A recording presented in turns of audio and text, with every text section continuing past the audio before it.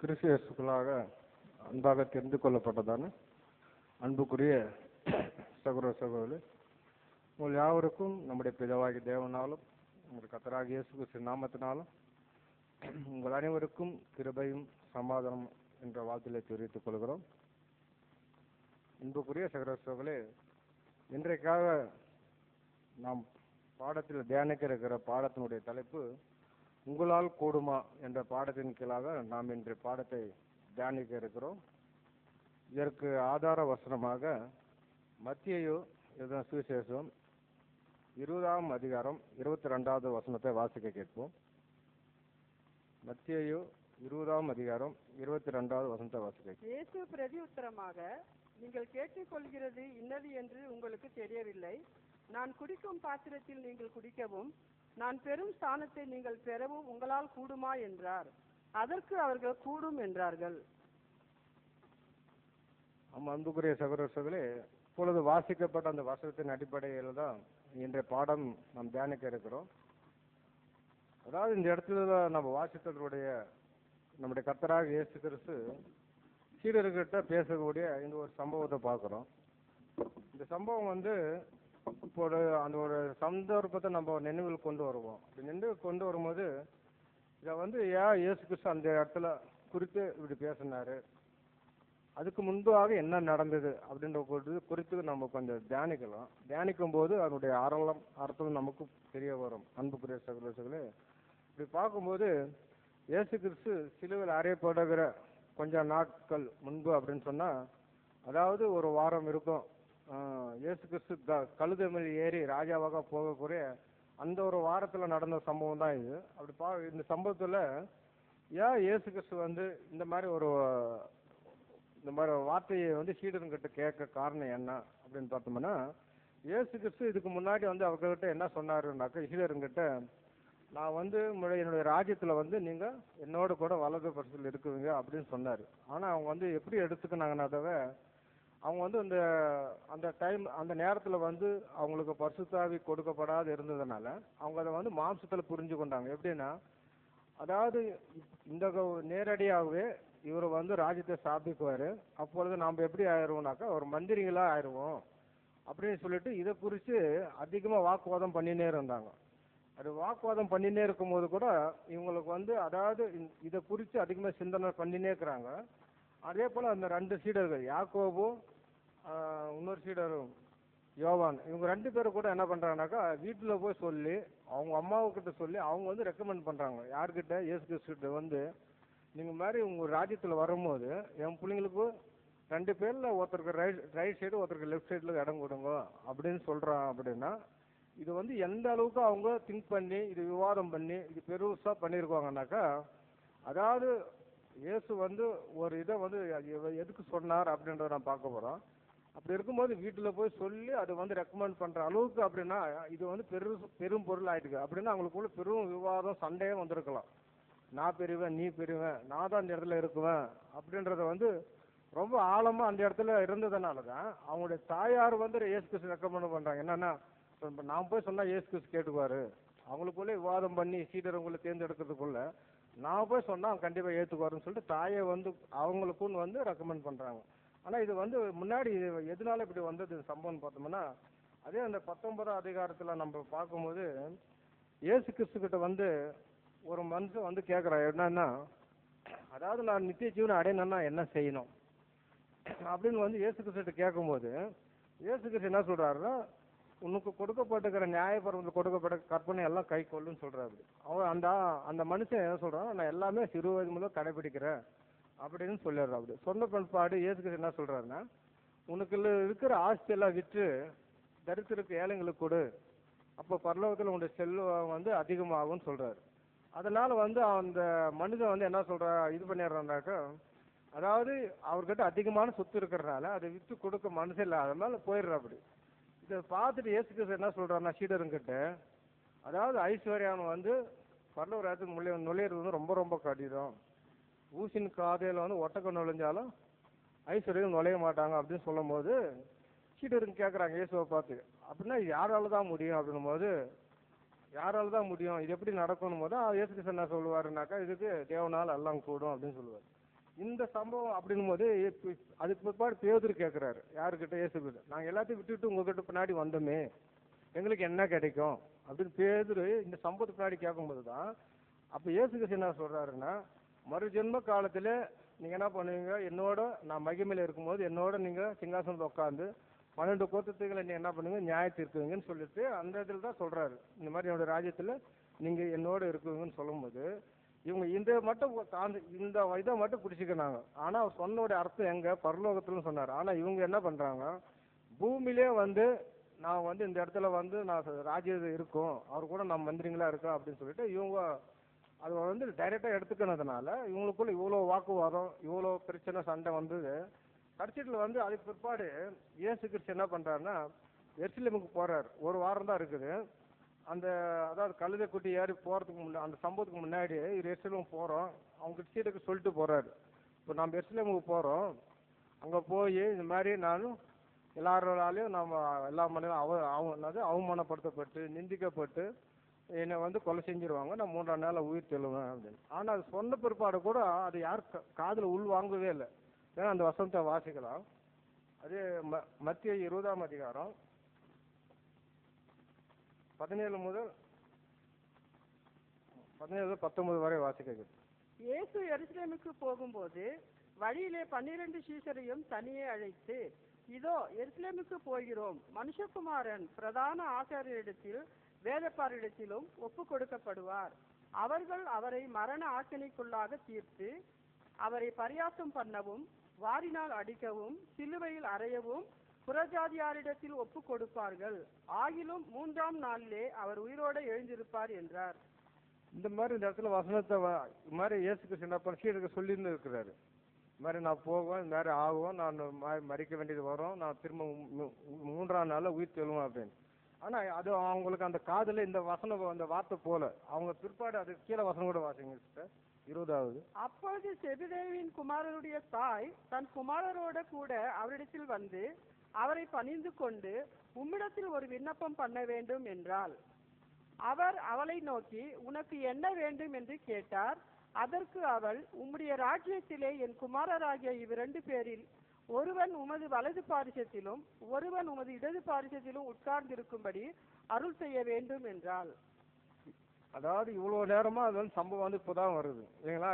அதாவது இயேசுக்கு சொல்றவங்க போது மேலே நான் போகணும், மறிக்கணும், நான் மீண்டும் உயிர்த்தணும்னு சொல்லும் போது கூட அவங்களுடைய முழு கவனமே எதுல தான் இருந்துச்சுன்னு பார்த்தா, அதாவது இயேசுக்கு சொன்னார்ல, நான் அவரோட ராஜ்யத்துல வந்து அவர் சிங்காசனத்தில் வீட்டு இருக்கும்போது நாம யாரு வந்து முன்னாடியே அவங்க அந்த முக்கியமான இடத்த பிடிக்கணுன்றது இவங்களுக்குள்ள அந்த வாக்குவாதம் இருந்ததுன்னா அதை உள் வாங்கல. எதுக்கு சொல்றாரு இவரு, ஏன் சொல்றாரு அப்படின்றத வந்து உள்வாங்காதனால இது வந்து இவ்வளவு பிரச்சனை போகுது. இவ்வளவு பிரச்சனை போகும்போது தான் கடைசியில் அந்த வசனத்தை இயேசு என்ன சொல்றாரு அந்த சொல்றாரு. எது மத்திய 22ஆம் வசனம் வாசி. இயேசு பிரதியுத்தரமாக, நீங்கள் கேட்டுக்கொள்கிறது இன்னது என்று உங்களுக்கு தெரியவில்லை. நான் குடிக்கும் பாத்திரத்தில் நீங்கள் குடிக்கவும் நான் பெறும் ஸ்தானத்தை நீங்கள் பெறவும் உங்களால் கூடுமா என்றார். அதற்கு அவர்கள் கூடும் என்றார்கள். அதாவது இந்த இடத்துல வந்து கடைசியில் வந்து இயேசு கிறிஸ்து இதை வந்து சரி இப்படியா சொன்னாங்க புரிஞ்சுக்குவாங்களான்னு பார்த்து தான் சொல்றாரு. ஆனா அதுக்கும் அவங்க என்ன சொல்றாங்க, எங்களால் கூடும் அப்படின்னு சொல்லிடுறாங்க. ஆனா இயேசு கிறிஸ்து வந்து நல்லா தெளிவா கேட்கிறாரு, உங்களால் முடியாது, இது இப்போ நான் போடுற அந்த ஸ்தானம் வேற, நான் செய்யற அந்த அதாவது நான் குடிக்க போற அந்த பாத்திரம் வேற அப்படின்னாலும் இவங்க என்ன சொல்றாங்க, ஆமா எங்களால் கூடும் அப்படின்னு சொல்றாங்க. அப்படின்னு சொல்லும் போது இவங்களுக்குள்ள என்ன ஆச்சுன்னாக்கா, இந்த சம்பவம் இயேசுக்கு பல முறை சொல்லிக்கிறாரு. இது சீடருங்கிட்ட, இந்த மாதிரி நான் மறிக்கணும், இந்த மாதிரி பாவின் கையில் ஒப்பு கொடுக்கப்படணும், மனுஷர் எல்லாமே என்னை நிந்திக்குவாங்க, அவமானப்படுத்துவாங்க, அப்போ அந்த மாதிரி நான் மறிச்சுட்டு முதல் ஊற்றிலன்னு பல முறை சொன்னாரு. ஆனால் இவங்க வந்து எதுவுமே உள் வாங்கல. ஆனால் கடைசி நாட்களில் கூட இவங்களுக்கு இதே ஒரு மெயின் கருத்தாக போயிடுச்சு. இது யாரும் வந்து அவருடைய ராஜ்யத்தில் முதன்மையான இடத்துல இருக்கணும் அப்படின்றதுல வந்து வாக்குவாதத்தில் இருக்கனால இயேசு கிறிஸ்து இந்த இடத்துல அந்த மாதிரி வசனத்தை சொன்னாங்க. சரி, அப்படி பார்க்கும்போது இப்போ இதுல வந்து 22ஆம் வருஷத்துல வந்து நான் அதாவது என்ன சொல்றாருனாக்கா, நான் குடிக்கும் பாத்திரத்தில் நீங்கள் குடிக்கவும் நான் பெரும் ஸ்தானத்தை நீங்கள் பெறவும் உங்களால் கூடுமா அப்படின்னு. அப்படி பார்க்கும்போது இந்த இடத்துல ஸ்நானம்னா என்ன, பாத்திரம்னா என்ன அப்படின்ற சிம்பிளா பார்த்துக்கலாம். அப்பதான் நமக்கு வந்து புரிய வரும். அப்படின்னா ஸ்நானம்னா என்ன அப்படின்னா, இயேசு கிறிஸ்து வந்து ஸ்தானன்றது வந்து எப்படி ஞானஸ்நானம் எடுத்துக்கினார் இல்லைங்களா? அவர் வந்து கிட்டத்தட்ட 30 வயது வந்து நிரம்பின உடனே வந்து யோர்தான் நதியில வந்து அவர் ஞானஸ்நானம் எடுக்கிறார். ஸ்நானம் எடுக்கிறத வந்து அதை வந்து எப்படி அது ஒப்பிட்டு அது நம்ம பார்க்கலாம் அப்படின்னு பார்த்தா, அதாவது ஒரு தெய்வீக திட்டத்துக்கு ஒரு இசைவா, அதாவது அவரு வந்து மனுஷருக்கான ஒரு ரட்சகர் அப்படின்னா அவர் மனுஷருக்காக மறிக்க வேண்டியது இருக்குது. அந்த மறிக்க வேண்டிய அந்த மரணத்தை வந்து அவரு அந்த இடத்துல வந்து எப்படி செய்யறாருனாக்கா, அந்த ஒரு அடையாளத்தின் மூலமா அந்த இடத்துல தெரியப்படுத்துறாரு. எப்படி ஞானஸ்நானம் எடுக்கிறதுல நான் வந்து இனிமே அதான் இன்றிலிருந்து நான் மறிக்க போறேன், அதுக்கு உண்டான வெளி அடையாளம் தான் இந்த ஸ்தானம் அப்படின்னு சொல்லிட்டு அந்த இடத்துல பதிவு பண்றாரு. இது 30 வயது அப்படின்னும் போது, அதாவது ஆசாரியர் அவங்க வந்து 30 வயது அந்த அது கடந்து போனாதான் அதை வந்து அந்த வேலைக்கு வந்து அவங்க அனுமதிக்கப்படுவாங்க. இவர் வந்து அந்த இடத்துல ஸ்தானம் பெறது எப்படின்னு பார்த்தா, அதாவது நமக்கு வந்து ஆசாரியர்கள் வேலை செய்யறதுக்காகவும் அந்த 30 வயது கடந்திருக்கிறார். நியாயப்பிரமாண முறைப்படி 30 வயது கடந்து தான் இந்த ஸ்தானத்தை எடுக்கிறாரு. அப்படி ஸ்தானம் எடுத்து 3.5 வருஷம் அவர் ஊழியம் செய்யும் போது அந்த ஸ்தானத்துல தொடங்கினது அவருடைய மரணம் எங்க போய் முடிஞ்சிச்சுன்னு பார்த்தா, அவருடைய கல்வாரி சிலுவையில தான் முடிஞ்சிச்சு. இதை வந்து இந்த வெளிப்படுத்துறதுக்காக தான் இந்த ஸ்தானத்தை எடுத்தார். இந்த ஸ்தானத்தை எடுத்து, அதாவது நான் மறிக்க போறேன் இன்னும் 3.5 வருஷத்துல அப்படின்றத வந்து ஒவ்வொரு நாளும் அவர் மறிச்சு கடைசியில் அந்த கல்வாரி சிலுவையில அதை முடிவு கொண்டு வந்தார். இந்த இதை வந்து எப்படி இதை நான் பார்க்கிறேன் அப்படின்னாக்கா, இந்த ஸ்தானம் வந்து அதாவது ஒரு வருங்காலத்துல ஒரு ஃபியூச்சர்ல குறித்தோ இல்ல ஏற்கனவே நடந்து முடிஞ்ச ஒரு சம்பவத்தை குறித்து அவர் பேசல. அதாவது அவர் சொன்னது வந்து ஸ்தானன்றது வந்து எப்படின்னாக்கா, பிரசன்ட் இப்ப நடக்கக்கூடிய சம்பவம், இப்ப நடக்கக்கூடிய காரியத்தை வந்து அவர் சொன்னார், அந்த இடத்துல பதிவு பண்ணார். இதுதான் அந்த இடத்துல வந்து அவருடைய அந்த மரணத்தை தெரிவிக்கும் வகையில வெளியே அடையாளத்தை தான் அந்த இடத்துல காண்பித்தார்.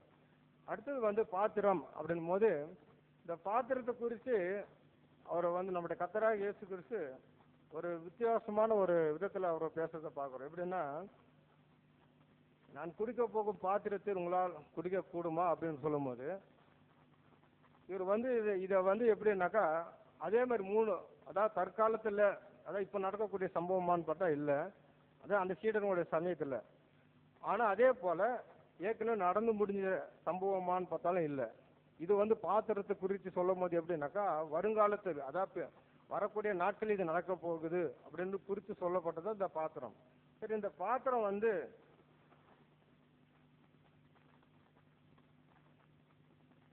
இந்த பாத்திரத்தை குறித்து அவர் சொல்லும் போது, ஆனா அவர் வந்து ரொம்ப தெளிவா தான் சொல்லியிருந்தார். யாரு? இயேசு கிறிஸ்து சீடர்களுக்கு. இந்த மாதிரி நான் எருசலேம் போக போறேன், அங்க போய் இந்த மாதிரி பிரதான ஆசிரியர்களாலும் இவங்களெல்லாலும் நான் வந்து என்ன பண்ணுவேன், பிடிக்கப்பட்டு மரணத்துக்குள்ள போவேன், 3ஆம் நாள் உயிர் தெழுவேன். ஆனா அப்படின்னு சொல்லிட்டு அதை வந்து சீடர்களுக்கு எவ்வளவு புரிய வைக்கிறதுக்காக எவ்வளவு முறை இது பண்றாரு. ஆனா அவங்க சீடர்கள் வந்து என்ன பண்றாங்க, அந்த புரிஞ்சுக்கக்கூடிய மனநிலையுமே இல்லை. ஆனா கர்த்தராகிய இயேசு கிறிஸ்து அவங்க புரியாத ஒரு சூழ்நிலையில் இருந்தாலும் இவருக்கு நல்லா என்ன ஆயிடுச்சுனாக்கா தெளிவா இருக்கிறார். எப்படி கண்டிப்பா இது நடக்கும், இதுல வந்து நாம கண்டிப்பா இந்த பாத்திரத்துல நான் பங்கெடுத்து ஆகணும் அப்படின்றதுல வந்து ஒரு தீர்மானமா ஒரு தெளிவு அந்த இடத்துல இருக்கிறத பார்க்கிறோம். வசனம் வாசிக்கலாம். யோவான் 6ஆம் அதிகாரம் 53ஆம் வசனத்தை வாசிக்க இருப்போம்.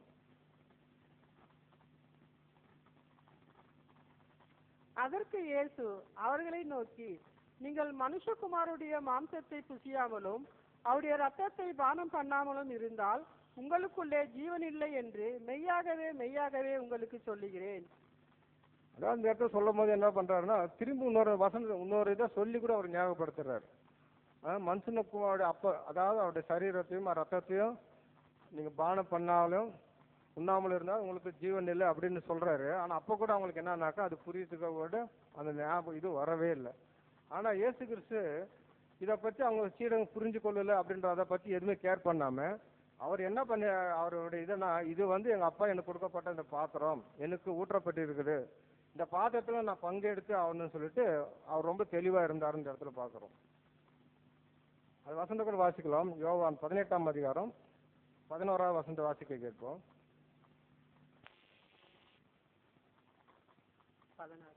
யோவான் 18:11 வசனம். அப்பொழுது இயேசு பேதுருவை நோக்கி, 18ஆம்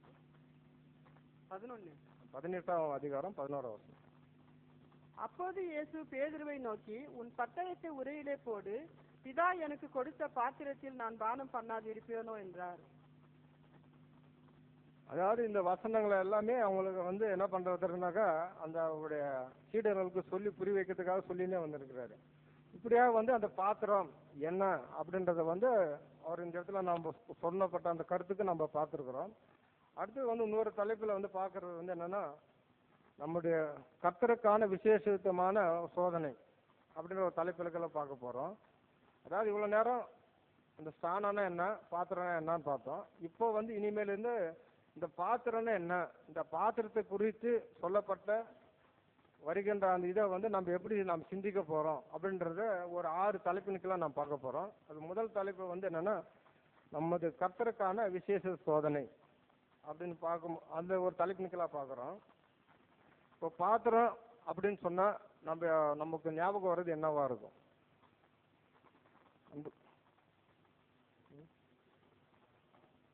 பாடுகள் பாடுகள் நம்முடைய அதாவது வாழக்கூடிய ஜீவத்துக்கு ஒரு அனுபவங்கள், இதெல்லாமே நம்ம பாத்திரத்துக்கு ஒப்பிட்டு பார்ப்போம். அதே போல நம்ம அனைவருக்குமே இது வந்து பொதுவாக நம்ம எப்படி இதை வந்து நினைக்கும் அப்படின்னாக்கா, நம்ம எல்லாருக்குமே இது வந்து சந்தோஷமும் துக்கமும் கலந்த ஒரு பாத்திரமா இருக்கும் அப்படின்னு பொதுவாக நாம் சொல்லுவோம். ஆனால் நம்முடைய கர்த்தராகிய இயேசு கிறிஸ்து இதை வந்து அவர் எப்படின்னாக்கா ஒரு வித்தியாசமான ஒரு இதில் வந்து அவர் சொல்றாரு. எப்படின்னாக்கா இந்த பாத்திரம் எப்படி இருக்கும் அப்படின்றத வந்து வித்தியாசமா சொல்றத பார்க்குறோம். வசனம் வந்து மத்திய 26ஆம் அதிகாரம் 39ஆம் வசனத்தை வாசிக்க கேட்போம்.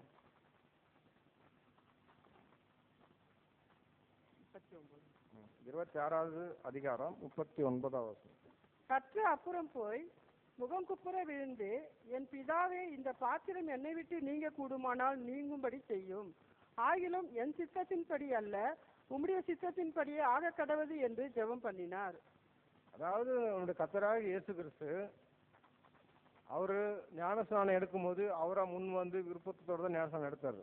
அந்த ஞானஸ்நானம்ன்றது எதை குறிக்குது அப்படின்னு பார்த்தோம் இல்லைங்களா? மரணத்துக்கு வெளிப்படையா அதை வந்து அடையாளத்துல காட்டினார்.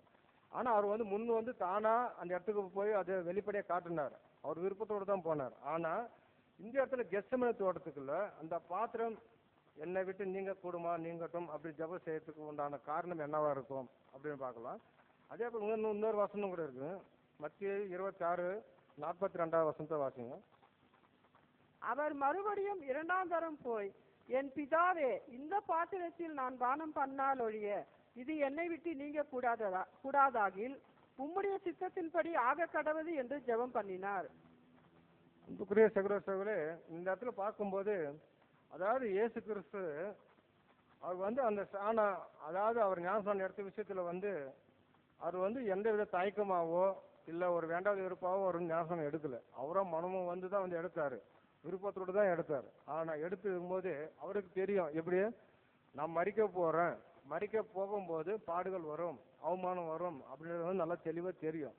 தெரிஞ்சு அதெல்லாம் எடுத்து பிற்பாடு கெத்செமனே தோட்டத்தில் அவர் இந்த மாதிரி பிதாவை நோக்கி கூப்பிட்டு ஜெபம் பண்ணக்கூடிய காரணம் என்னவா இருக்கும் அப்படின்னு பார்த்தா, அதாவது அவருக்கு தெரியும் எப்படி பாடுகள் வரும், அவமானம் வரும், நிந்தைகள் வரும், மனுஷனால் நாம் புறக்கணிக்கப்படுவோம் அப்படின்றது கூட இயேசு கிறிஸ்து தெரியும். ஆனால் தெரிஞ்சு இந்த கெத்செமனேல மட்டும் அவர் வந்து ஏன் இதை வந்து ரொம்ப ஆழமா அதனால வந்து என்னுடைய வேர்வை துளி ரத்தமா வெளியே வர அளவுக்கு அதோட பாரம் அழுத்தி அவருக்கு சொல்லக்கூடிய ஜெபம் பண்ணக்கூடிய காரணம் என்ன அப்படின்னு பார்த்தோம்னா, அதாவது அவமானமான அந்த ஒரு மரணம் அப்படிங்கும் போது இவர் வந்து நம்முடைய கர்த்தராகிய இயேசு கிறிஸ்து இவர் எப்படி நினைச்சாருன்னு பார்த்தா, அந்த அவமானமான மரணம் அப்படின்னும் போது அந்த அவமானம் எப்படி நிகழும்னு பார்த்தா அது வந்து என்னை குறித்து மட்டும் தான் அவமானமா இருக்கும் அப்படின்னு அவர் நினைச்சார். எப்படி நம்ம கையெழுக்கப்பட்டுட்டோம்னா அவங்க கேலி பண்றாங்களோ, கேலி கிண்டல் பரியாசம் எது பண்ணாலும் அந்த அவமானம் என்னை மட்டும்தான் சாரும் அப்படின்னு தான் அவர் நினைச்சிட்டு இருந்தார். அது வந்து அதனுடைய ஆழம் வந்து அந்த டைம்ல அவருக்கு தெரியல. ஆனால் அப்படி தெரிஞ்சுட்டு போய் அது பண்ணும்போது அதனுடைய நாள் கிட்ட நெருங்கி வரும்போது அவருக்கு அப்போதான் தெளிவா அது புரிஞ்சுக்கிற அந்த இது தெரியுது. எப்படின்னா, அதாவது நான் கையளிக்கப்பட்ட பிற்பாடு நான் அவமானப்பட்டு மரிக்கிறது வந்து என்னை குறிச்சு இல்லை, யாரை குறிச்சு வருது அப்படின்னு பார்த்தோம்னா என் பிதாவாகிய தேவனை அவரை குறிச்சு நான் அவமானப்பட வேண்டியதா இருக்கும், என்னால் அவர் அவமானப்பட வேண்டியது இருக்கும் அப்படின்னு சொல்லிட்டு அந்த இடத்துல தான் அவர் சிந்திக்கக்கூடிய இது வரனால என்ன ஆகுதுன்னா அதை ஏற்றுக்கொள்ள அவரால் முடியல. மற்றபடி எல்லாத்தையுமே அவர் ஏற்றுக்கொள்ள தயாரா இருந்தார். என்ன காரணம் அப்படின்னு பார்த்தா அவர் சொன்னது வந்து என்னன்னா, அவரு அதாவது வந்து அவர் பூமிக்கு வந்த பிற்பாடு அவர் வந்து அதாவது வேதத்தில் இருக்கிறத வந்து தேடி தேடி படிச்சு பார்த்து என்னை குறித்து இப்படி சொல்லப்பட்டிருக்கு, என்னை குறித்து சொல்லப்பட்டிருக்கு தெரிஞ்சுக்கினார். அப்படி தெரிஞ்சுக்க போற அந்த விஷயத்துல கூட அந்த தெய்வீக பிரமாணத்தை வந்து இவர் தூஷிக்குவாரு, அதனாலதான் இவர் வந்து மரண தண்டனை சிலுவையில வந்து போடுவாங்க அப்படின்ற கூட அந்த நியாயப்பிரமாணத்தை எதுவும் எழுதல. சப்போஸ் அப்படி எழுதியிருந்தா கூட அவர் ஞாபகத்துக்கு வந்திருக்கலாம், எப்படி என்னை குறித்து எழுதியிருக்கு, அதை பத்தி எழுதல. ஆனா இவருக்கு வந்து அந்த தீர்ப்பு வந்து எப்படிதான் இருந்துச்சுன்னு பார்த்தா, இவர் வந்து அதாவது இவருடைய ஊழியத்துல சொன்ன அந்த வார்த்தையை வச்சு அவங்க தீர்ப்பு பண்ணாங்க. எப்படி, இந்த ஆலயத்தை இடித்து போடுங்கள் 3 நாள் எழுப்புவேன்னு சொன்னார். இன்னொன்னு வந்து நான் வந்து தேவனுடைய குமாரன் அப்படின்னு வந்து அந்த உரிமை பாராட்டினார். நான் வந்து தேவனுடைய குமாரன் அப்படின்னு அப்படி சொல்லும் போது இந்த இந்த ஆலோசனை சங்கத்தாரால இவங்க என்ன பண்ணாங்கன்னு பாத்தீங்களா, இவர் தேவதூஷணம் பண்றாரு அப்படின்னு சொல்லிட்டு இவர் வந்து அந்த குற்றச்சாட்டை தான் மையமா வச்சாங்க. இவர் தேவதூஷணம் சொல்றாரு அப்படின்னு சொல்லிட்டு அந்த குற்றச்சாட்டை மையமா வச்சதுனால அதனால என்ன ஆயிடுச்சுனாக்கா இவர் வந்து உடனே அந்த மைண்ட், அதாவது அந்த கெச்சமனே தோட்டத்தில் அந்த மைண்டு வருது. அது நாளைக்கு இப்படி நடக்க போற சம்பவம்ன்றது வந்து வெளிப்படையாக ஓப்பன் ஆகுறதுனால அவர் அந்த இடத்துல சொல்றாரு, எப்படின்னா இவ்வளோ நெருக்கமா இவ்வளோ ஆழமா நான் நேசித்த என்னோட பிதாவுக்கு என்னால வந்து தேவதூஷணம் அவருக்கு நான் வாங்கி கொடுக்க போனா, அப்படியேப்பட்ட அந்த மாதிரி தேவதூஷணம் வாங்கி கொடுத்து நான் சிலுவையில் மறிக்கிறது எங்க அப்பாவுக்கு சுத்தமா இருக்குமா? அப்படியெல்லாம் இருக்கா இவன், நான் ஏதாவது நான் அவமானப்பட்டு மறிச்ச எல்லாமே என்னுடைய சார்ந்துதான் இருந்தா ஏத்துக்கிறேன். ஆனா அதாவது நான் சொன்ன இதை வச்சு எங்க அப்பா வந்து அவர் வந்து அது மாதிரி தூஷணம் பண்ணி நான் செஞ்சு அந்த மாதிரி நான் மறிக்கிறேன், சிலுவையில் போய் அவமானப்பட்டு நான் மறிக்கிறேன்றது வந்து அந்த மாதிரி ஒரு காரணம் எனக்கு வேணாம் அப்படின்றத தான் அவர் கிட்டமல்ல போய் சொல்றாரு. என்னன்னு பிதாவிட்ட கேட்கிறார், இந்த ஒரு பாடு வந்து நீங்கன்னா நீங்கட்டும் அப்படின்னு சொல்லிட்டு போய் ஜெபம் பண்றதுக்கு காரணம் என்னன்னாக்கா, அதாவது என்ன நான் வந்து உங்களை தூஷித்த மாதிரியும் நான் வந்து உங்களை அதாவது உங்களுக்கு ஆப்போசிட்டா எதிராக செஞ்ச மாதிரி தேவதூஷணம் சொல்லி நான் மறிக்க கூற அந்த உங்களை நாமத்தை நான் தூஷித்து நான் மறிச்சு இது பண்றது, அந்த அவமானம் மட்டும் என்னை விட்டு என்ன பண்ண நீங்கட்டும், அந்த அவமானம் மட்டும் என்னை விட்டு என்ன பண்ணுங்க எடுத்து போடுங்க. அப்படி அது கூட எப்படின்னா உங்களுடைய சித்தம் இருந்தா, என்னோட விருப்பம் இல்லை, என்னோட சித்தம் இல்லை அப்படின்றது அந்த இடத்துல சொல்றத பாக்குறோம். இப்படியா வந்து அவர் வந்து பிதாவி தேவனை வந்து நேசித்ததை வந்து அதாவது ஒரு செகண்ட் கூட அவரால் வந்து தன்னால பிதாவிக தேவனுக்கு எங்க அப்பாவுக்கு வந்து இந்த மாதிரி நான் வந்து ஒரு ஒரு குற்றச்சாட்டோடு நான் மறிக்குது அவருக்கு என்ன பண்ணல, அவர் ஏற்றுக்க முடியல. அதனாலதான் என்ன பண்றாருனாக்கா அவர் கெத்செமனேல வந்து இந்த மாதிரி ஒரு ஜெபத்தை ஏறெடுக்கிற காரணமா இருக்குது. இதை வந்து நம்ம ஒண்ணுன்னா இயேசு கிறிஸ்து பூமிக்கு வந்த பிற்பாடு அவர் மறிக்க வேண்டிய விஷயம் எல்லாம் அவரே பேசியிருக்கிறார். எப்படி மறிக்கிறார் அப்படின்னா ஒரு எடுத்துக்காட்டு சொன்னா கூட வேதத்துல வந்து வசனம் வந்து யோவான் 3ஆம் அதிகாரம் 14-15 வசனத்தை வாசிக்க கேட்போம். யோவான் 3ஆம் அதிகாரம் 14-15. கர்ப்பமானது மோசையினால் வனாந்தரத்திலே உயர்த்தப்பட்டது போல மனுஷகுமாரனும் தன்னை விசுவாசிக்கிறவன் எவனோ அவன் கெட்டு போகாமல் நித்திய ஜீவனை அடையும்படிக்கு உயர்த்தப்பட வேண்டும்.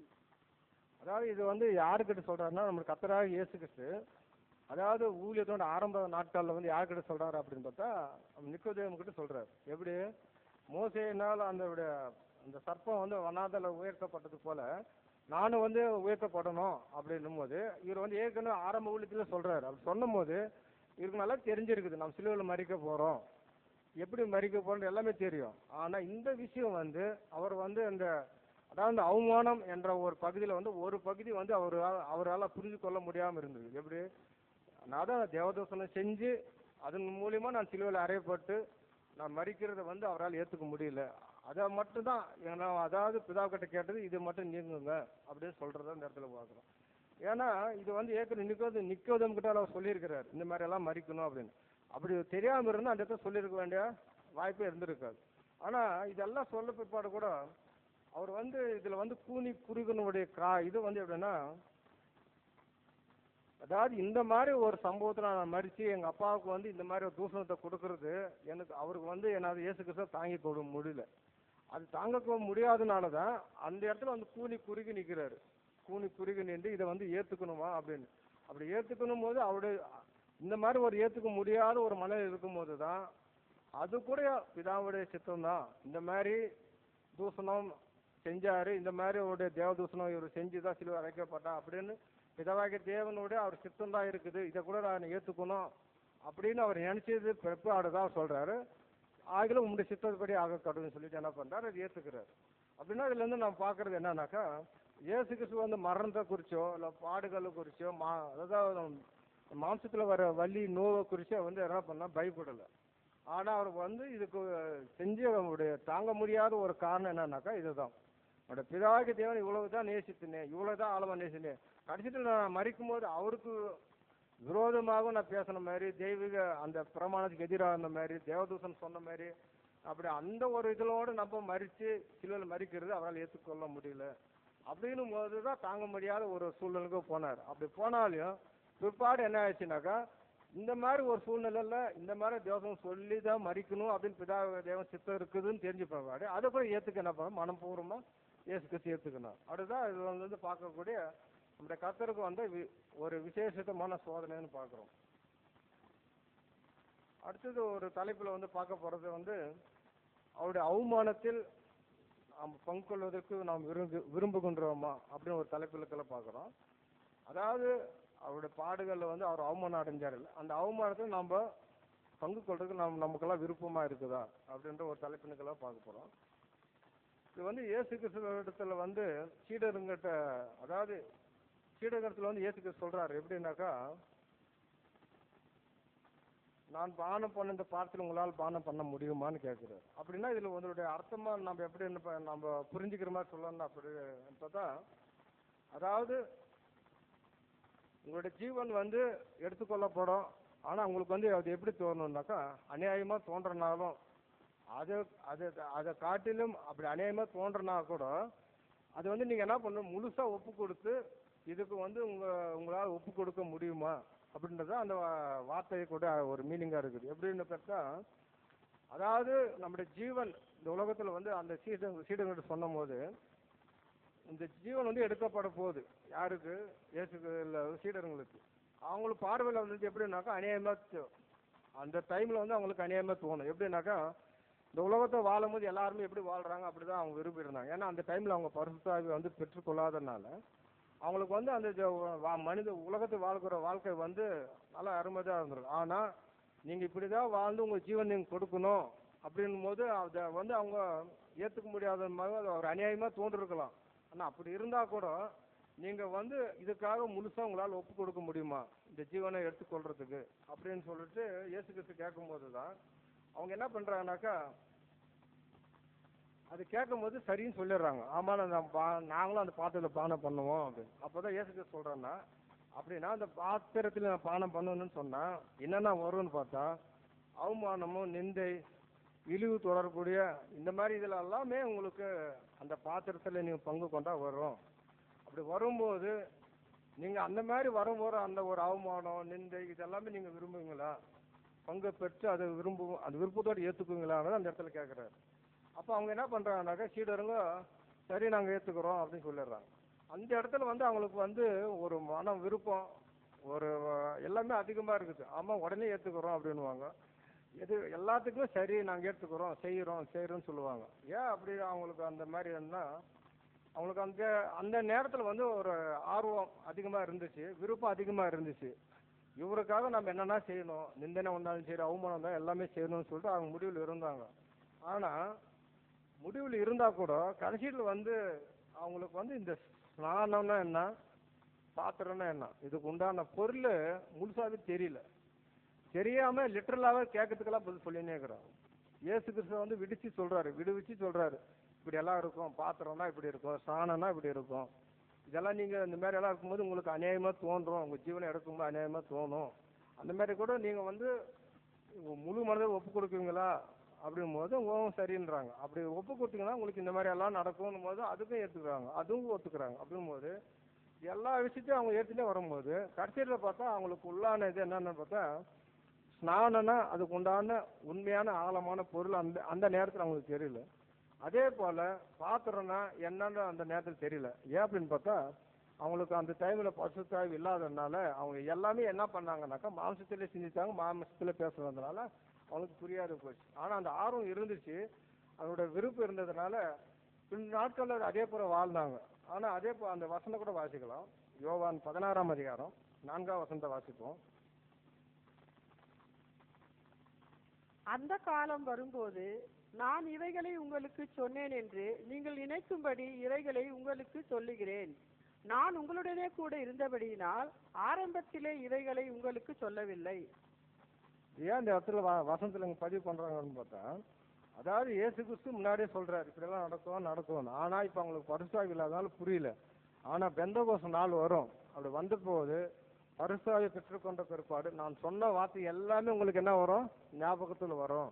அப்படி ஞாபகத்துல வரும்போது இன்னைக்கு நீங்க என்னென்ன விருப்பத்தோட செய்யறீங்கன்னு சொல்றீங்களோ, நீங்களே மனமும் சொல்றீங்களோ, அது கண்டிப்பா நீங்களே செய்யறதுக்கு வருவீங்க அப்படின்றத இந்த இடத்துல சொல்லுது. அதே இது யோவான் 13ஆம் அதிகாரம் 19ஆம் வசனத்தை வாசிக்க கேட்போம். அது நடக்கும்போது நானே அவர் என்று நீங்கள் விசுவாசிக்கும் பொருட்டு இப்பொழுது அது நடப்பதற்கு முன்னமே அதை உங்களுக்கு சொல்லுகிறேன். அதாவது இவர் ஃபர்ஸ்ட் இது வந்தனாக்கா இப்போ உங்களுக்கு தெரியாது. ஆனா நான் சொல்லியிருக்கிற எல்லா வார்த்தையுமே உங்களுக்கு இப்போ ஞாபகம் வராது போனாலும் சரி, அதனுடைய ஆழமான அர்த்தம் பொருள் புரியாது போனா கூட, ஆனா பெந்தகோஸ்து நாள் வரும், நீங்க பரிசுத்தத்தை பெற்றுக்கொண்ட பிறகு எல்லாமே உங்களுக்கு ஞாபகத்துக்கு கொண்டு வரும். அப்போ நீங்க எதுக்கு எல்லாமே விருப்பத்தோட ஆர்வத்தோட நாங்க செய்யறோம், அதாவது பாதத்துல பானம் பண்ணுவோம், ஸ்நானத்துல பானம் அப்படின்னு சொல்றீங்களா, அது எல்லாத்திலுமே நீங்க செய்வீங்க அப்படின்றத இந்த சொல்றாங்க. இது எப்படின்னாக்கா, அதாவது அவருடைய அடியார்கள் தொடர்ந்து இந்த மாதிரி அவர் கூட இருந்து பாடுகள் பட்டா அவருடைய சிங்காசனத்தை அவரோட ஆளுகை செய்வான்னு சொன்னது இல்லைங்களா. இது எப்படிதான் அவங்களுக்கு நடந்ததுன்னு பார்த்தா, அதாவது அவங்களாலே அறிக்கையிட்டு அவங்களாலே இது பண்ணி, ஆனா தெரியாம சொன்னாங்க, செஞ்சாங்க. ஆனா பெந்தகோஸ்து நாள் வந்த பிற்பாடு இது சொன்னது எல்லாமே கர்த்தராகிய இயேசு கிறிஸ்து சொன்னது எல்லாமே அவங்களுக்கு ஞாபகத்துக்கு வரும். அவர் சொல்லும் போது ஆமா நம்ம அறிக்கை பண்ணிக்கிறோம், நம்ம அதே போல வாழணும், அதே போன்ற அந்த ஞாபகத்தை கொடுத்து அவங்க வாழ்க்கையில அதே போல செஞ்சு கட்சியில அவங்க ஓட்டத்தை ஓடி முடிக்கும் போது கண்டிப்பா அவங்க சிங்காசனத்துல பரலோகத்துல போய் அவங்க இயேசு கிறிஸ்துவோட சிங்காசனத்துல உட்காருவாங்க அப்படின்றத இந்த இடத்துல ஒரு கான்செப்டா இருக்குது. சரி, இதுல நமக்கு இதுல ஒரு சின்ன என்ன பாடம் அப்படின்னு பார்த்தா, நம்முடைய கர்த்தராகிய இயேசு கிறிஸ்து இந்த இடுக்கமான வழியில அவர் தைரியத்துடனும் மன தைரியத்தோடும் அந்த பலத்தினோடனும் அது அவ்வளோ ஒரு தைரியமா எப்படி இருந்தாருன்னு பார்த்தா, அப்படி இருக்கும்போது கூட அவருடைய சிந்தனை எப்படி இருந்துச்சுன்னா, இவ்வளோ பிரச்சனை வருது, இவ்வளோ போராட்டம் வருது அப்படின்னு சொல்லிட்டு அவருக்கு போய் ஜெபம் பண்ணாலும் அவருடைய அந்த ஒரு எய்ம்ல இருந்து பின் வாங்குறதுக்கான அதாவது அந்த சிந்தனையே இல்லாத இருந்துச்சு. பின் வாங்கிடணும் அப்படின்னால அவருக்கு அந்த எண்ணமே இல்லை. ஆனா நம்ம ஒருவேளை நினைக்கலாம், இயேசு கிறிஸ்து இந்த மாதிரி ஜெபம் பண்ணாரு அப்படின்னா இந்த மரணத்திலிருந்து வெளியே போறதுக்காக தான் ஜெபம் பண்ணாரோ அப்படின்னு கூட நம்ம நம்முடைய மைண்டுக்கு வரலாம். ஆனா அவர் அப்ப அந்த நோக்கத்துக்காக அவர் ஜெபம் பண்ணல, அது நாம் பார்த்தோம். ஆனா இது என்னன்னாக்கா அந்த மாதிரி எண்ணமா அவரு சிந்தனை இல்லவே இல்லை. பின்மாட்டத்துல போயிடலாம், பின்னாடி இது போயிடலாம், இது செய்யறது வேணாம் அப்படின்னு. ஏன்னாக்கா அவர் இந்த பூமியில வந்த பிற்பாடு பிதாவுடைய சித்தத்தை நிறைவேற்றி தான் முடிக்கணும். அதனால என்ன அவமானம் வந்தாலும் என்ன நிந்தை வந்தாலும் அந்த செஞ்சு முடிக்கிறதா ஒரே குறிக்கோளா இருந்ததுனால அவர் இதுல அவரு இந்த மாதிரி ஒரு சிந்தனை வரதுக்கான வாய்ப்பே இல்லாத போயிடுச்சு. அதுல இன்னொரு விஷயம் என்னன்னாக்கா, இதுல நமக்கெல்லாம் ஒரு முன்மாதிரியா இருந்தாருன்னா இன்னைக்கு நாம கூட சபையா இருக்கிறோம்னாக்கா நமக்கு கூட பாடுகள் வரும். அன்னைக்கு சீடர்கள் சொன்னதான் நமக்கும் சொன்னது, இன்னைக்கு நமக்கும் பாடுகள் வரும், நமக்கு நிந்தைகள் வரும். அப்போ இருக்கும்போது அவரை முன்மாதிரி வச்சு அவரோட நாம பங்கெடுக்க முடியுமா, நாம இதில் பங்கெடுக்குவோமா, அவருடைய அவமானத்துல பங்கெடுக்குமா, நிந்தனையில பங்கெடுக்க முடியுமா அப்படின்னு கூட பார்க்கலாம்.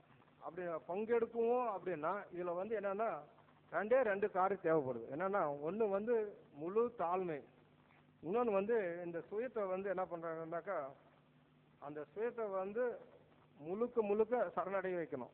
நமக்கு அந்த சுயமே இல்லாம இருந்தா மட்டும்தான் இந்த மாதிரி ஒரு இயேசு கிறிஸ்து நமக்கு காட்டினத முன்மாதிரி போல நம்மளால் வாழ முடியும். நாமும் இந்த பாடுகளை அனுபவிச்சோம்னா அவரை கூட நம்ம ஆளுகை செய்வோம் அப்படின்னு கூட இந்த ஒரு தலைப்பு பார்க்குறோம். அடுத்து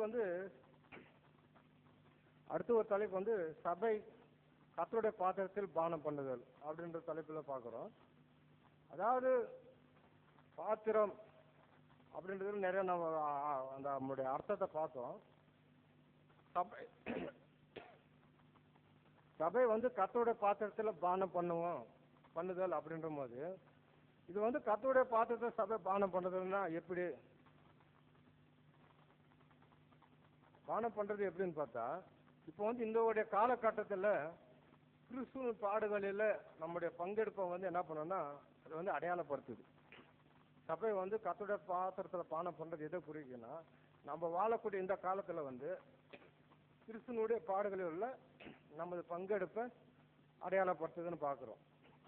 சரி, இதுல வந்து நம்ம இந்த பாத்திரத்தை பங்கெடுக்கிறது எப்படி என்ன சொல்லலாம்னு பார்த்தா, இதுக்கு வந்து ஒரு சரியான ஒரு நிபந்தனை இருக்கு. சபை வந்து பாத்திரத்தில் பானம் பண்றது வந்து இதுக்கு வந்து ஒரு நிபந்தனை என்னன்னாக்கா, ஒரு நிபந்தனை, இந்த நிபந்தனையில யார் ஒருத்தர் வரலையோ அவங்க வந்து இதுல வந்து என்ன பண்ண முடியாது, இந்த பாத்திரத்துல பானம் கொள்ள முடியாது. அப்படின்னா இது என்ன நிபந்தனைன்னு பார்த்தா, அதாவது புதிய புதிய உடன்படிக்கையில நம்முடைய புதிய மத்தியஸ்தர் யார் இருக்கிறாரோ நம்முடைய கர்த்தராகிய இயேசு கிறிஸ்து இருக்கிறார். அந்த கர்த்தராகிய இயேசு கிறிஸ்துனுடைய அவருடைய சரீரத்தில் அவர் அங்கம் ஆகணும்னாக்கா நம்ம என்னதான் செய்யணும், அது நமக்கு உண்டான நிபந்தனை என்னன்னா, நம்ம கண்டிப்பா பாத்திரத்தை குடிச்சே ஆகணும். இந்த பாத்திரத்துல நம்ம குடிக்காது போனோம்னா அவருடைய சரீர அங்கத்துல நம்ம அங்கமா ஆகவே முடியாது. இதுதான் ஒரு நிபந்தனை. இந்த நிபந்தனையில கீழே யார் ஒருத்தர் வராது போயிடாங்களோ, யார் ஒருத்தர் வந்து விருப்பம் இல்லாம இருக்கிறாங்களோ இதுக்குள்ளாக கடந்து வரவே முடியாது அப்படின்ற இடத்துல பார்க்கிறோம். இன்னொரு வசனத்தை கூட வாசிக்கலாம்.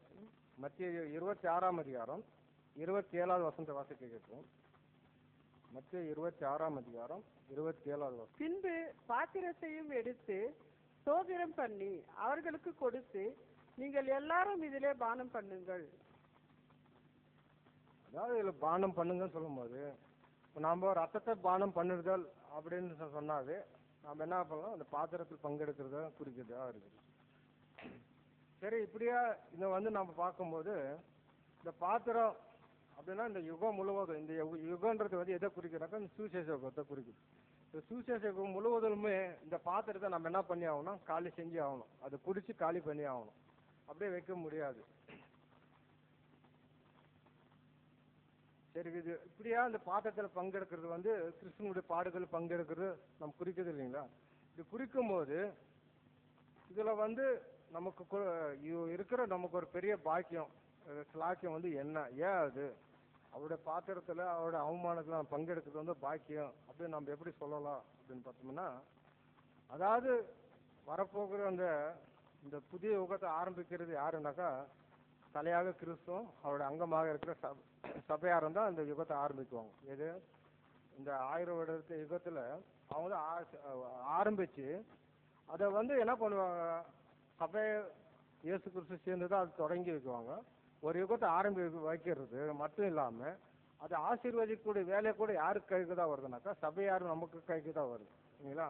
அப்படியே வந்து ஒரு 1000 வருடம் ஒரு புது யுகத்தை நம்ம தொடங்கி வைக்கிறதும் அதுக்குண்டான ஆசீர்வாதம் நாம் தான் அதை வந்து நம்ம அந்த ஆசீர்வாதத்தை நம்ம கடந்து போகிறதுக்கான எல்லா வேலையும் நாம் செய்ய போகிறதுனால, இப்போ இந்த பாத்திரத்தில் நம்ம பங்கெடுக்கிறதுனால நமக்கு வந்து அது ஒரு பெரிய ஒரு பாக்கியமாக தான் கருதப்படுது அப்படின்றதுல நாம் புரிஞ்சுக்கணும்.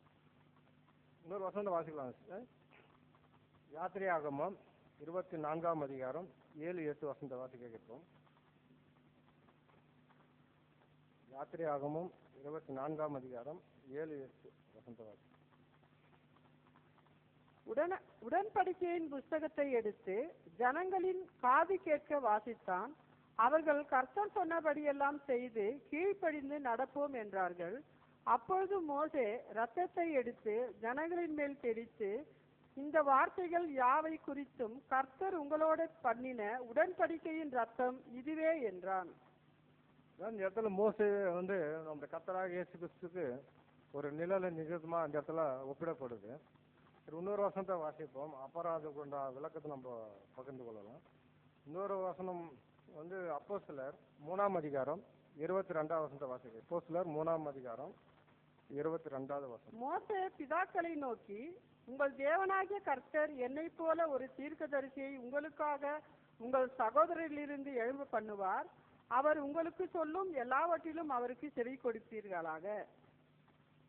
அதாவது உங்களுக்கு சொல்லப்பட்டது வந்து மோசே வந்து ஜனங்கள் இஸ்ரேல் ஜனங்களுக்கு சொல்லப்பட்டது, உங்கள் மத்தியில என்னை போல ஒரு தீர்க்கதரிசி உங்க சகோதரர் எழும்பி வருவாங்க, அவங்க சொல்றது எல்லாமே நீங்க கேட்டு நடங்க அப்படின்னு சொன்னது.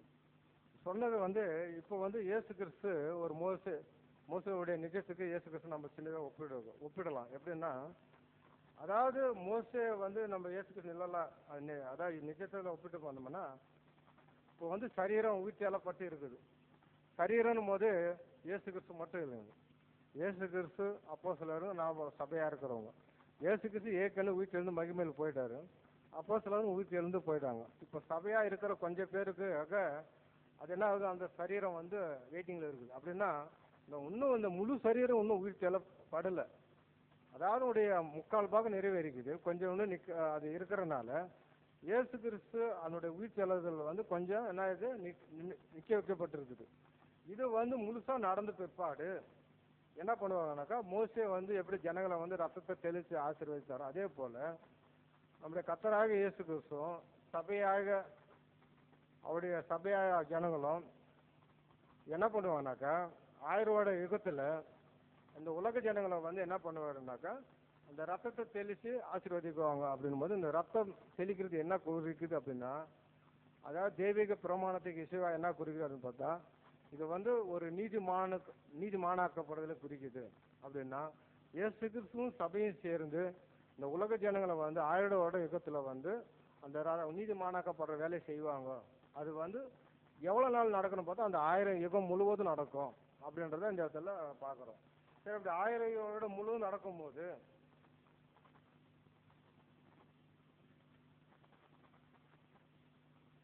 இந்த மாதிரி ஆசீர்வாதம் நான் கடந்து போகும்னு சொல்றாங்க. அப்படின்னா இந்த ரத்தம் தெளிக்கிறதுலையும் அதுலயும் இன்னொன்று வந்து இந்த பாத்திரத்தில் பானம் பண்ணுவதுக்கும் உள்ள வித்தியாசம் என்ன அப்படின்னு பார்த்தா, ரத்தம் தெளிக்கிறதுல வந்து வெறும் நீதிமானாக்கள் படம் மட்டும்தான் முடியும். ஆனா பாத்திரத்தில் பானம் பண்றது என்னன்னாக்கா, நீதிமானம் ஆக்குதலையும் பரிசுத்தமாக்குதலையும் சேர்ந்து என்ன பண்ணணும்னா அது முடிக்கக்கூடிய காரியமா இருக்கிறதுனால தான் சபையாக நமக்கு வந்து அந்த பாத்திரத்தில் பானம் பண்ணக்கூடிய ஒரு பங்கு இருக்குது. இந்த பங்குல நம்ம ஈடுபட்டாதான், இந்த பாத்திரத்தில் நம்ம ஈடுபட்டாதான் அவருடைய மகிமையிலும் நம்ம ஈடுபட முடியும். இந்த பாத்திரத்தில் வந்து நம்ம அந்த மரணத்துக்கு உண்டான அந்த நம்முடைய ஜீவியத்துக்கு உண்டான அந்த அனுபவங்கள் இது எல்லாமே நம்ம வாங்கி பாத்திரத்தை நம்ம முழுசாக குடிச்சாதான் அவருடைய ஆளுகையில் வந்து நாம் என்ன இருக்க முடியும்னாக்கா, அவரோட நம்ம சிங்காசனத்தில் ஆளுகை செய்ய முடியுமா இருக்கும். சப்போஸ் இப்போ உலக ஜனங்களுக்கு இந்த பாக்கியம் கிடைக்காது. 1000 யுகத்தில் கூட இயேசுக்கும் சபையும் சேர்ந்து ரத்தத்தை தெளித்து பரிசுத்தமாக்க பண்றதை செய்ய மாட்டாங்க. நீதிமான ஆக்கப்படுறது மட்டும்தான் நடக்கும். ஆனா இந்த பாத்திரத்துல நம்ம பங்கு எடுக்கிறதுனால சபையே என்ன ஆகுதுனாக்கா பரிசுத்தமாக்கப்படுது, நீதிமான ஆக்கப்பட்டு பரிசுத்தமாக்கப்படுது. இந்த 2 சம்பவம் நடக்கிறதுனால இது வந்து சபை, அதாவது இந்த சபை வந்து கர்த்தரோட பாத்திர பானம் பண்ணக்கூடிய ஒரு மிகப்பெரிய ஒரு பாக்கியம்னு நம்ம இடத்துல சொல்லலாம். அடுத்ததான் இன்னொரு தலைப்பு வந்து தெய்வீக நோக்கங்களை நமது கர்த்தர் அடையாளம் கண்டு கொள்ளுதல் அப்படின்ற தலைப்பில் நம்ம பார்க்குறோம். அதாவது தெய்வீக நோக்கங்களை நம்ம கர்த்தர் வந்து எப்படி அடையாளம் கண்டு கொண்டார் அப்படின்னா, அவர் இந்த பூமிக்கு வந்த போது அவருடைய அதாவது ஒவ்வொரு நடவடிக்கையுமே என்னை குறித்து என்ன எழுதியிருக்குதுன்னு சொல்லிட்டு அவர் வந்து அந்த வேதத்தை இது படிச்சு தான் தெரிஞ்சுட்டு வந்தார். அது படிச்சு தெரிஞ்சுக்கின்னு வரும்போது அவர் வந்து என்ன பண்ணுவார், அப்படி படிச்சிருக்கும் போது அவருக்கு தெரியப்படும் ஒரு சில விஷயம் எப்படின்னாக்கா, அவர் வந்து அதாவது மனுஷனால அவமதிக்கப்பட்டு தேவனுடைய சத்துருவாகவும் தேவனுடைய தூசண புரிந்தவராக தான் அவங்கள அது வந்து சொல்லப்படும் அப்படின்றத வந்து நாம் அந்த இடத்துல புரிஞ்சுக்கிறதா பார்க்குறோம். எப்படின்னு பார்த்தா, அதாவது அவர் வந்து நிறைய விஷயத்த வந்து அவர் வேதத்தில் குறித்து படித்து தெரிஞ்சுக்கினாரு. ஆனால் அவருக்கு வந்து இந்த கெச்சமன தோட்டத்தில் வரும்போது அவருக்கு தெரியுது எப்படின்னு, இவன் வந்து அந்த அவமானம் அப்படின்ற ஒரு பாகம் வந்து என்னதான் வருது அப்படின்னு பார்த்தா, அந்த ஒரு பாகம் தான் அதாவது தேவதூஷணம் செஞ்சார் இவரு யாரு, இயேசு கிறிஸ்து. இவன் வந்து தேவனுக்கே சத்துரு இவரு அப்படின்ற ஒரு நிலைமை வந்து அவருக்கு அப்பதான் தெரியுது. அப்படி தெரிஞ்ச பின்னாடி தான் அவர் என்ன பண்றாருனாக்கா, அவர் அந்த கெத்செமனேல போயிட்டு அவர் இந்த பாத்திரம் மட்டும் என்னை விட்டு நீங்கட்டும், எனக்கு இந்த விதம் மட்டும் எனக்கு நீங்கட்டும் அப்படின்னு தான் சொன்னார். ஆனா இந்த மரணத்திலேருந்து என்ன வெளியே கொண்டு போகணும்னு சொல்லல. அப்படி சொல்லும் அந்த மாதிரி ஒரு இதுல வந்து அவர் சொன்ன அந்த காரியத்துல வந்து என்னதான் அப்படின்னு பார்த்தா, கடைசியில வந்து இவரு இவருடைய சிந்தனை எப்படி இருந்துச்சுனாக்கா, மனுஷன் வந்து என்ன மட்டும் தான் நிந்திக்குவாங்க, என்ன மட்டும் தான் அவமானப்படுத்துவாங்க, என்னுடைய பாடுகள் வந்து என்ன மட்டும் சார்ந்து இருக்கும். பிதாவை குறித்து வந்து அவமானப்படுத்துவாங்க, என்னால் வந்து அவர் அவமானப்படுவார் நிந்தை அப்படின்றத வந்து அவருக்கு நினைக்காம இருந்தார். ஏன்னா ஜனங்க வந்து மனுஷருங்க என்னதான் பிடிச்சாங்கன்னா என்னதான் அரெஸ்ட் பண்ணி என்னதான் பண்ணுவாங்க. ஆனா இப்படியெல்லாம் செஞ்சு இதை வந்து அவர் தாங்க முடியாது இருக்கும்போது அவருக்கு வந்து ஒரு திரும்ப ஞாபகம் வருது. அவர்கிட்ட பிதாவிட்ட ஜெபம் பண்றாரு. இது என்னோட விருப்பம் இல்லை, இருந்தாலும் உங்களுடைய சித்தம் இருந்தாலும் நான் செய்யறேன்னும் போது அப்போதான் அவர் புரிஞ்சுக்கினார். எப்படி அவர் வந்து ஒரு வாக்குறுதி கொடுத்தார். எது ஸ்நானம் பண்ண ஞானஸ்நானம் எடுக்கும்போது இதோ உங்க சித்த செய்ய வருகிறேன்னு சொன்னார். இல்லைங்களா? அப்படி சொல்லும் போது அவருக்கு அந்த திருப்பி அந்த ஞாபகம் வருது, நம்ம கர்த்தராகிய இயேசு கிறிஸ்துக்கு அதனுடைய உண்மையை நம்ம நிரூபிக்கணும் அப்படின்னும் போது அப்புறம் இதே இந்த ஒரு விஷயம் கூட அவர் சிந்தனைக்கு என்ன ஆகுதுனாக்கா, இது இந்த விஷயம் கூட என்னோட பிதாவோட சித்தமா இருக்குது. எப்படி நான் தேவதூசனம் செய்யறேன், இந்த தேவனுக்கு சத்துருவா இருக்கிறேன் அப்படின்ற விஷயம் கூட அவருக்கு என்ன இருக்குனாக்கா, இது வந்து என்னோட பிதாவோட சித்தமா இருக்குதுன்னு தெரிஞ்சு பிற்பாடு உடனே அவர் என்ன பண்றாரு, இது அப்படி சித்தத்தை நிறைவேற்றுறதுக்கு முன்ன வர்றாரு. அப்படி செய்து வரும்போது இயேசுக்கு என்ன பண்றாரு இடத்துல வந்து அந்த தெய்வீக நோக்கத்தை வந்து கண்டுபிடிக்கிறாரு. ஓ இதுதான் நான் அப்படின்னு.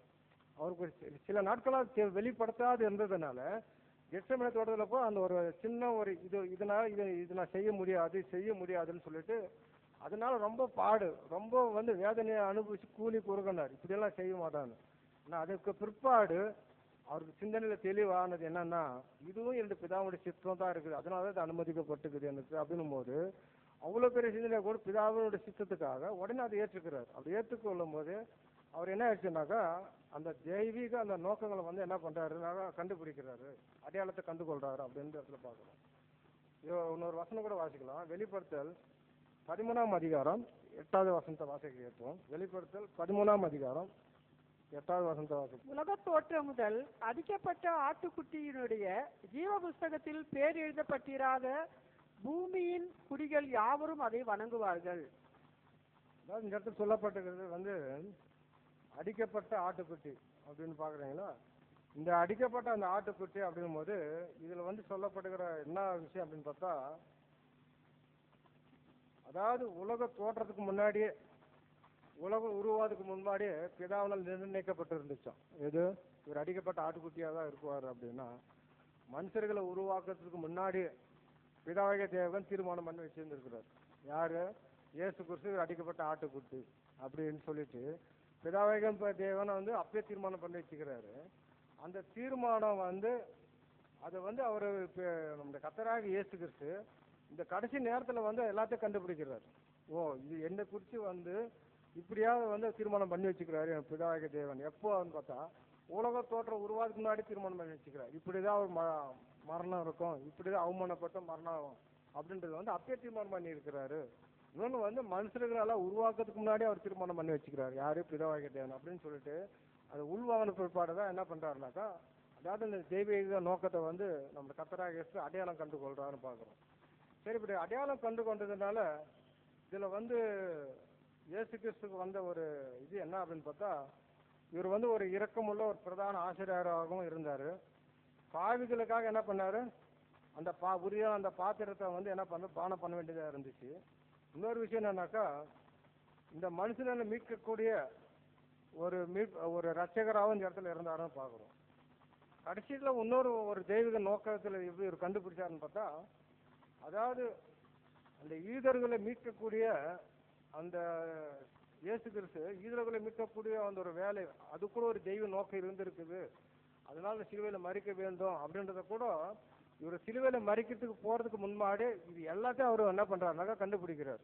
நான் எதுக்காக மறிக்கணும், எதுக்காக மறிக்க வேண்டியது இருக்குது, இது வந்து என்னுடைய அப்பா வந்து எப்போ நிர்ணயிச்சிருக்கிறாருன்னா உலகத்து உருவாக்கு முன்னாடி நிர்ணயிச்சிட்டாரு, இந்த காரணத்துக்காக நான் மறிக்கணும் அப்படின்னும் போது உலக தோற்றம் முன்னாடி இல்லை, மனுஷர்கள் உருவாகிறதுக்கு முன்னாடி கூட இது நிர்ணயிச்சிருக்கிறாரு, இதுக்காகலாம் நான் மறிக்க வேண்டியதா இருக்குது அப்படின்னும் போது அவர் என்னன்னா இரக்கமான பிரதான ஆசிரியராகவும் மறிக்கணுமா, இன்னொன்று வந்து மனுஷர்கள் மீட்கக்கூடிய ஒரு ரட்சகராகவும் மறிக்கணுமா அந்த இடத்துல, இன்னொன்று வந்து இந்த பாவிகளுக்காக இந்த பாவிகளை வந்து அதுல இருந்து வெளியே கொண்டு வர்றதுக்காக அந்த பாத்திரத்துல பானம் பண்றதுக்காகவும் மறிக்கக்கூடிய இதை வந்து தான் அவர் ஒரு தெய்வீக நோக்கத்தை கண்டுபிடிக்கிறார். கடைசியில் வந்து யூதர்களுக்காகவும் சிலுவையில் மறிக்க வேண்டியது இருக்குதுன்றதை கண்டுபிடிச்சி தான் அந்த மரணத்துக்குள்ள போறாருன்ற இதில் பார்க்குறோம். அடுத்தது வந்து இன்னொரு தலைப்பு வந்து கீழ்ப்படிந்து ஒப்பு கொடுத்தது வெளிப்பட்ட அன்பு மற்றும் நேர்மை அப்படின்ற ஒரு தலைப்பின்களாக பார்க்க போகிறோம். நம்முடைய கர்த்தராகிய இயேசு கிறிஸ்து அவர் கீழ்ப்படிந்து ஒப்பு கொடுத்ததில்ல வெளிப்பட்டதுனால வெளிப்பட்டதனுடைய விளைவு என்னன்னாக்கா தான் அன்பு அந்த நேர்மைன்னு பார்க்குறோம்.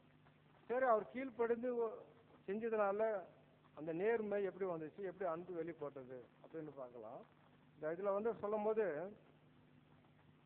அதாவது மோசே வந்து அந்த வனாந்தரத்தில் வந்து சர்ப்பம் எப்படி அந்த உயர்த்தப்பட்டுச்சோ வெண்கல சர்ப்பம், அதே போல இயேசு கிறிஸ்து சிலுவையில் வந்து அறையப்பட்டு உயர்த்தப்படணும் அப்படின்றது வந்து சித்தரிக்கப்பட்டிருக்குது அப்படின்றதுல பார்க்கிறோம். அப்படி பார்க்கும்போது இதில் என்ன இன்னொரு விஷயம் அப்படின்னு பார்த்தா, நம்முடைய கர்த்தராகிய இயேசு கிறிஸ்து இவர் எல்லாமே வந்து என்னன்னா முன்கூட்டியே இது வந்து அறியப்பட்டிருந்துக்கனாக்கா இது வேதத்தை சொல்லி இருக்கிறத வந்து அவர் ஞாபகப்படுத்தி பற்றி தான் படித்து தெரிஞ்சுக்கினார். ஆனால் அப்படி தெரிஞ்சு வரும்போது இந்த புஸ்தகம் எழுதப்பட்டிருக்கிற எல்லா விஷயத்தையுமே தெரிஞ்சுன்னு வந்தார். ஒரு விஷயமா ஒரு விஷயம் தெரிஞ்சுன்னு வந்த பிற்பாடு கூட கடைசியில் வந்து இந்த மாதிரி பாடுகளை அனுபவிக்கிறது, இந்த மாதிரி ஒரு நிந்தைக்குள்ளே போகிறது, அவமானத்துக்குள்ளே போகிறது வந்து அவர் வந்து எப்படி ஒப்பு கொடுத்தாருன்னு பார்த்தா, தேவனுக்கு பிதாவுடைய சித்தத்துக்கு நான் அனைத்துக்கும் கீழ்படுகிறேன் அப்படின்னு வந்து முழுசாக தான் ஒப்பு கொடுத்ததுனால என்ன ஆச்சுனாக்கா அவர் நேர்மை நிரூபிச்சார். எப்படின்னாக்கா நம்ம எப்படி புரிஞ்சுக்கலாம்னாக்கா, அவர் வேதத்தில் வந்து படித்து தெரிஞ்சுக்கணும் காரியம் கொஞ்சம் தான் இருந்துச்சு. ஆனால் இந்த நாள் அவரோட மரணம் நெருங்கி வர வர வர நிறைய விஷயங்கள் ஓப்பன் ஆகுது. அப்படி நிறைய விஷயத்த ஓப்பன் ஆகும்போது அவருக்குள்ள வந்து என்ன ஆகுதுனாக்கா இது எல்லாமே அவருடைய பிதாவின் சித்தம் அப்படின்னு தெரிஞ்சதுனால எல்லாத்துக்கும் அவர் கீழ்படிஞ்சிடுறாரு. எல்லாத்துக்கும் அவருடைய சித்தம் என்னன்னாக்கா அத்தனைக்கும் அவர் கீழ்படிந்து போறதுனால அவருடைய நேர்மையை வந்து அந்த இடத்துல நிரூபிக்கிறார். இன்னொரு வசனம் கூட வாசிக்கலாம். யோவான் 6ஆம் அதிகாரம் 38வது வசனத்தை வாசிக்க கேட்போம்.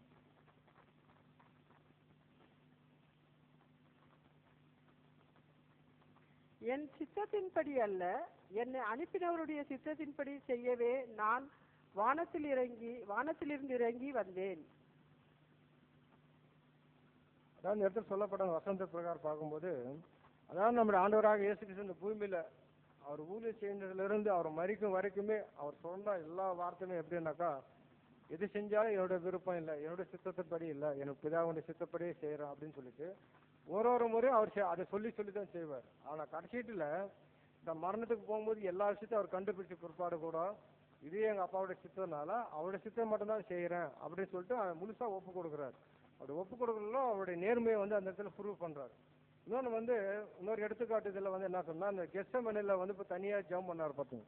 அப்படி ஜெபம் பண்ணும்போது அவர் இந்த பாத்திரையை விட்டு நீங்க கூடுமானால் நீங்கட்டும் அப்படின்னு சொல்லிட்டு கடைசியில் என்ன சொல்றாருனாக்கா, உங்களுடைய சித்தம் இருந்தா மட்டும் அப்படின்னு சொல்றாரு, உங்களுடைய விருப்பம் இருந்தா மட்டும் அப்படின்னு சொல்லிட்டு இது சொல்லும் போது அவருக்கு அந்த டைம்ல தெரிஞ்சு சிலுவையில் வரக்கூடிய அவமானங்கள் நிந்தைகள் எல்லாமே தெரியும். ஆனா தெரிஞ்ச பிற்பாடு இது அவருடைய சித்தம் தெரிஞ்ச பிற்பாடு அது முழுசா சரண் அடைஞ்சிடுறாரு. அப்படி சரண் அடையும் போது தான் அவர் வந்து அதை வந்து எப்படி சொல்லலான்னு பார்த்தா, இப்படி தெரிஞ்ச பிற்பாடு ஐயோ நான் இந்த மாதிரி நினைக்காம இருந்தேன், ஆனா திடீர்னு வந்து எனக்கு இப்போ வெளிப்படுது இந்த மாதிரி இருக்கிறனால அதை வந்து என்னால் ஏற்றுக்க முடியலன்னு சொல்லிட்டு முறுமுறுக்கவோ இல்லை அதை வந்து எதிர்க்கவோ அவரை என்ன பண்ண செய்யல.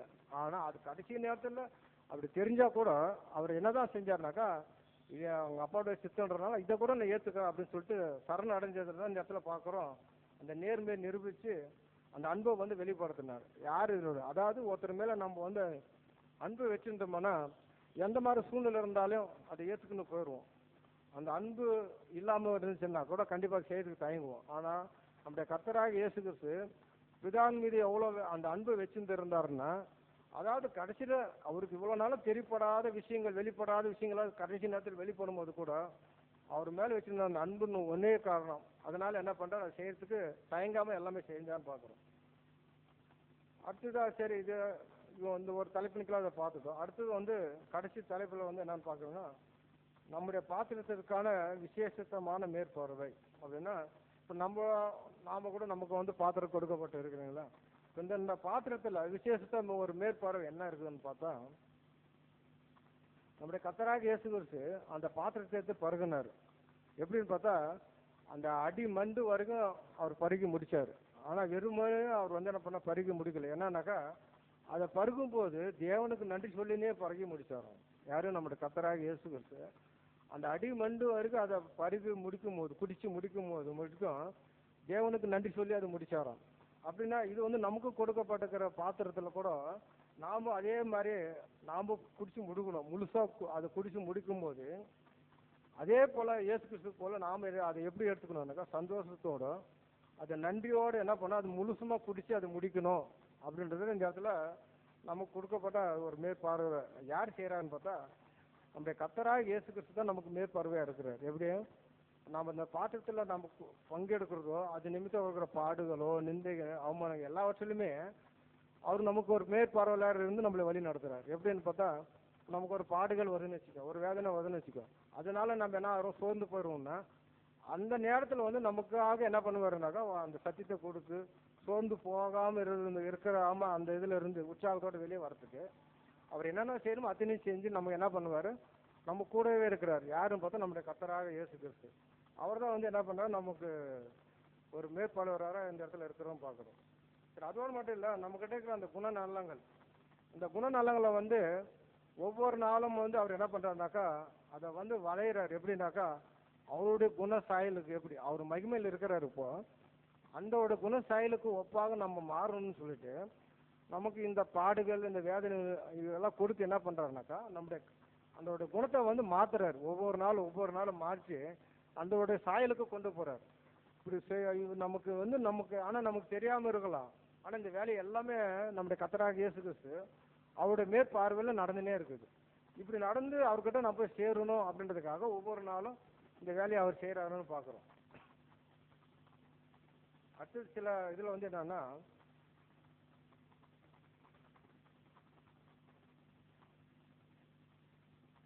நம்முடைய கர்த்தராகிய இயேசு கிறிஸ்து அவர் வந்து ஒரு முன்மாதிரியா நமக்கு வச்சுட்டாரு. அவர் நமக்கு போதகரா இருந்து அவர் முன்மாதிரியா வச்சிருக்கிறதுனால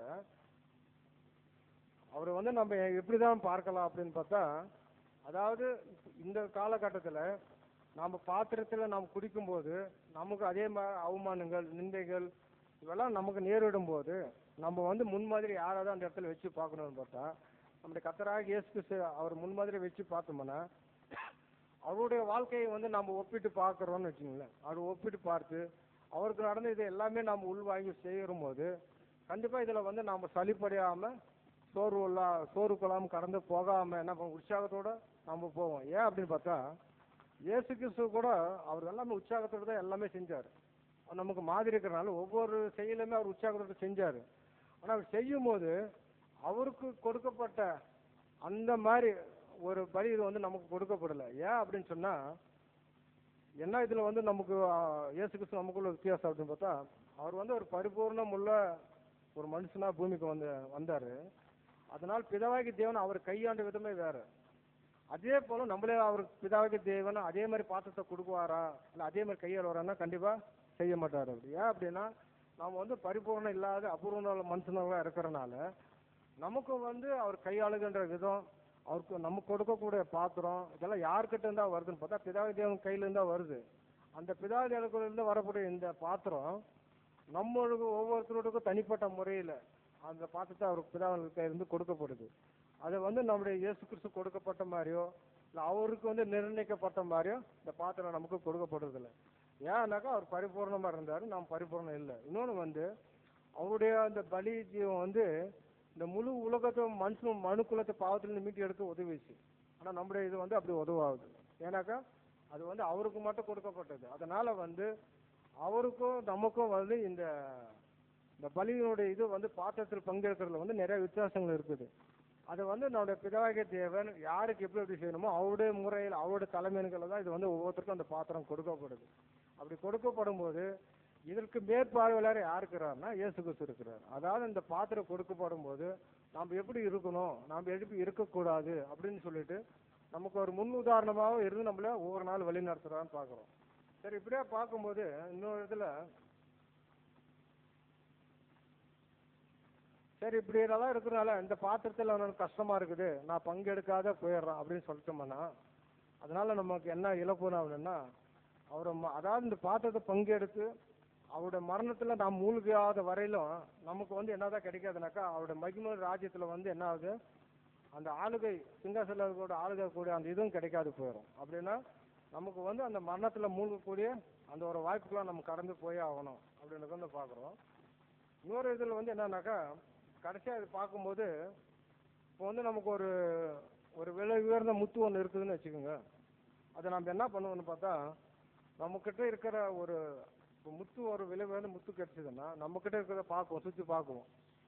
அதை விட இது வந்து ரொம்ப உயர்ந்தது இல்லை அப்படின்னு தெரிஞ்சால் என்ன பண்ணுவோம், பரவாயில்ல நமக்கு உயர்ந்ததை நம்ம எடுத்துக்கொள்ளணும்னா இருக்கிறது எல்லாமே விற்றுட்டு அதெல்லாம் வாங்கிக்கலாம் அப்படின்னு நம்ம முடிவு பண்ணி என்ன பண்ணுவோம், அந்த விலை உயர்ந்த முத்தை நம்ம எடுத்துக்குவோம் இல்லைங்களா. அதுதான் இல்லை. அதே போல தான் இப்போ வந்து கொடுக்கப்பட்டிருக்கிற இந்த பூமியில நமக்கு கொடுக்கப்பட்டிருக்கிற இந்த பாத்திரம் ஒரு விலை உயர்ந்த முத்து போல இருக்குது.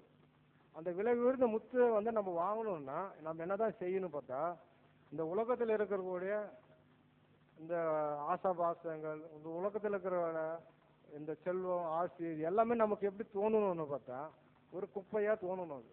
அது குப்பையா தோணுனா மட்டும்தான் இந்த பாத்திரம் நம்மளுடைய பார்வைக்கு எப்படி இருக்குன்னு பார்த்தா முத்து போல தெரியும். அது முத்து போல தெரிஞ்சா மட்டும்தான் இதுல வரக்கூடிய பாடுகள், நிந்தனைகள், அவமானங்கள் எதுவா இருந்தாலும் நம்ம நன்றியோட சந்தோஷத்தோட நம்ம அதை ஒவ்வொரு நாளும் பருகி குடிச்சுனே போவோம்.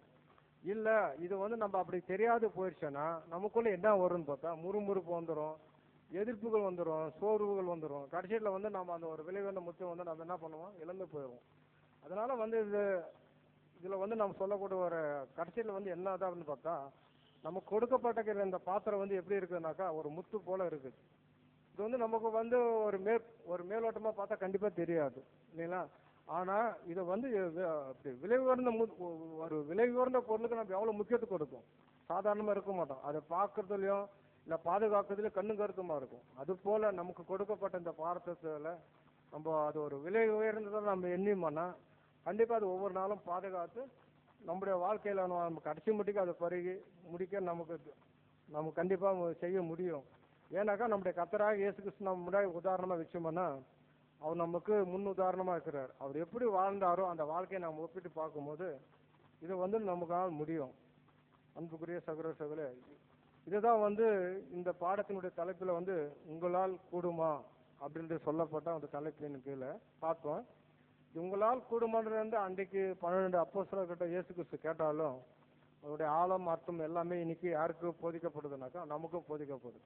இன்னைக்கு நம்ம பார்த்து கூட உங்களால் கூடுமா அப்படின்னா நம்மள எல்லாவற்றிலுமே இதுல எல்லாமே நாம் பங்கடையும் போது நம்மளால் கூடும் அப்படின்னு சொல்லிட்டு நாம் போனோம்னா இந்த மாதிரி அநேக விஷயங்களை நம்ம என்ன பண்ணோம், நம்ம ஒவ்வொரு நாளும் வாழ்க்கையில கடைபிடிக்க வேண்டியதா வரும். அன்புக்குரிய சகோதர சகோதரர், இப்படியாக இந்த நாளில் கூட உங்களால் கூடுமா என்ற பாடத்தை கேட்க பிதாகிய தேவன் கிருபை செய்தார். அதற்காக பிதாகிய தேவனுக்கு நன்றி துதிகளை எடுத்து வருகிறோம்.